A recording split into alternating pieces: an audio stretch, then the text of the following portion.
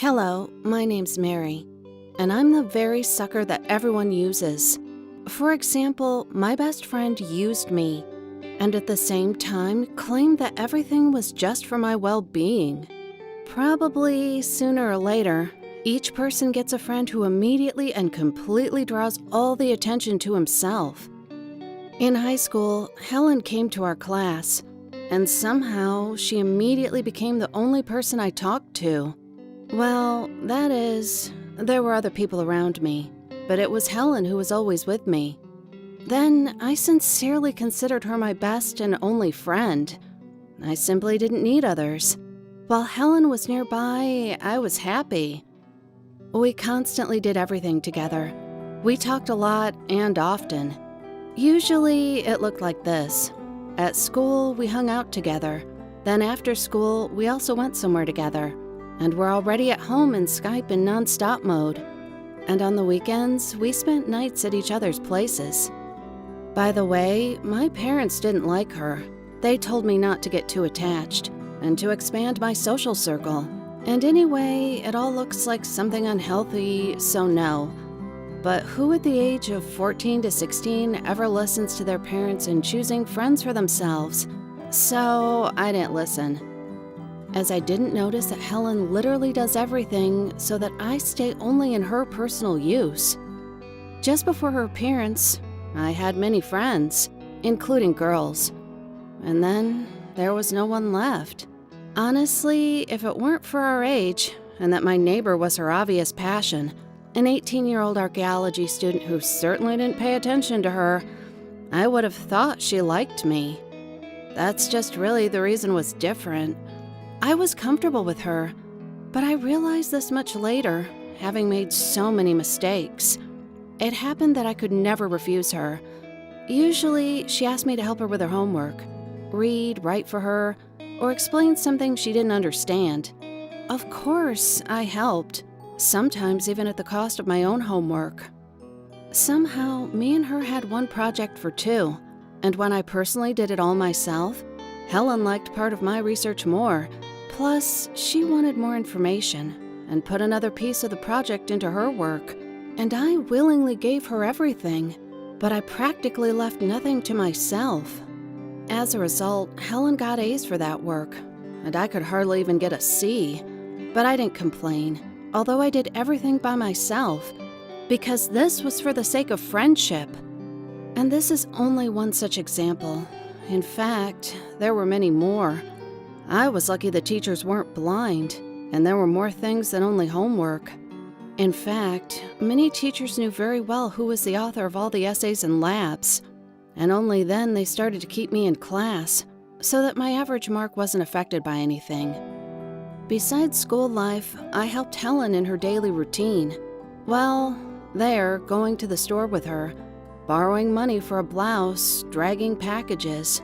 Then I often thought, and if my parents had money, would she ever ask me to pay for her? I don't know, but it looks like that. Anyway, whatever Helen asked, I did it without hesitation. And if suddenly a sense of dignity appeared in me, she immediately accused me of not appreciating our friendship. Logic? Nope, because I was believing. The first sign was when my boyfriend damned me. Well, not such a cool guy, but at 16, it was a real tragedy for me. Although he and I were dating for a couple of months, I mentally rehearsed our wedding, and out of the blue, the breakup. By the way, leaving, he told me to reconsider my priorities and deal with Helen. But I didn't want any smart advice. I was suffering. All I needed was for her to just feel sorry for me. That is a purely human thing. She gave me a little poke, said that I was cool, and that's it. And of course, I went to Helen as my only best friend. It's just that I've got absolutely no idea what I was thinking. Instead of sympathy and wiping, Helen said that she had no time at all, and slammed the door. And then, the very next day, she told me for about 10 minutes that I needed to be strong because nobody was interested in my problems. And with this, the psychotherapy for my best friend ended for me. Ironically, just a couple of weeks before my breakup, Helen was sobbing on my shoulder because of my neighbor, who doesn't pay attention to her at all. And I had to listen and regret because good friends do that. And what about me? And my problems are no one cares. Thanks a bunch. I'm gonna remember this for the rest of my life. It shook our friendship, but it didn't destroy it. I continued to help her with her requests. I felt sorry for her after her failures, and worked as a porter, psychologist, ATM, all in one. She personally ran around and bought dishes for her apartment, while she went on a date with a very student who had finally noticed her at 18. We then both moved closer to the university, and her parents rented a good studio with brand new repairs. But Helen totally didn't want to engage in the arrangement, so she took this honorable mission onto my shoulders. I dragged boxes, unpacked everything, so that it stood in a feng shui style. Then I bought some little things, dishes, household cleaners, with my money.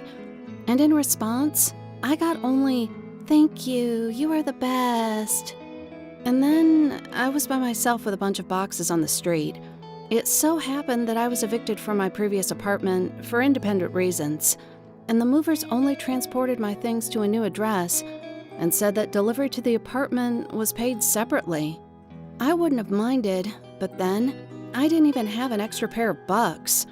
Of course, I immediately started calling Helen because she lived nearby, and I could at least borrow, or help me with these boxes.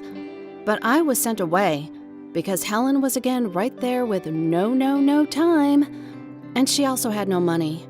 I had to call my parents and then wait for 3 hours at the entrance in late autumn in a light jacket. Thanks. Although it wasn't raining. Oh yeah, I did all the unpacking by myself. And Helen was busy at that moment watching another season of Game of Thrones. A very freaking important issue. Just impossible to pause it. Of course, there were still small stories, but also very revealing. Later, I thought about almost everything we made, and I realized that I had never seen anything good from her. That's just nothing, except for the very fact of her presence nearby.